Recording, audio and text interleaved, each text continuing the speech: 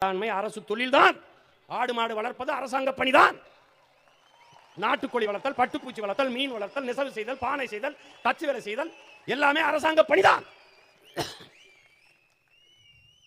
உனக்கு செய்ய பிடிக்கல அப்போ ஒருத்தர் கேட்டாரு, நாங்க படிச்சு கலெக்டர் ஆகணும்னு நினைக்கிறோம், நீங்க ஆடு மாடு மேய்க்க போறீங்களா? ஒரு மாவட்டத்துக்கு வெங்காயம், ஒரு மாவட்டத்துக்கு ஒரு கலெக்டர் தான்டா, ஒரு கலெக்டர் தான். இந்த நம்ம பிள்ளை எல்லாமே டாக்டர் ஆகணும்னு நினைக்குது. ஆங்க எதிர்காலத்தில் டாக்டர் ஊசி போட்டுக்கிட்டான். என்னவோ ஒரு முறை உருவாக்கிவிட்டான். அழிவின் விளிம்பில் நின்று கொண்டிருக்கிற தமிழ் சமூகத்தின் மக்கள் நாம், அழித்து ஒழிக்கப்பட்ட ஒரு இனத்தின் பிள்ளைகள் நாம் இந்த நிலையில் நின்று கொண்டிருக்கோம். இதிலிருந்து மீள் எழுச்சி கொள்வதற்கு ஒரு தேசிய இனம் தன் அழிவில் இருந்து மீண்டு தன்னைத்தானே தற்காத்துக் கொண்டு தகவமைத்துக் கொண்டு வாழ்வதற்கு இருக்கிற கடைசி வாய்ப்பு தான் அரசியல் விடுதலை, அரசியல் ஆட்சி அதிகாரம்.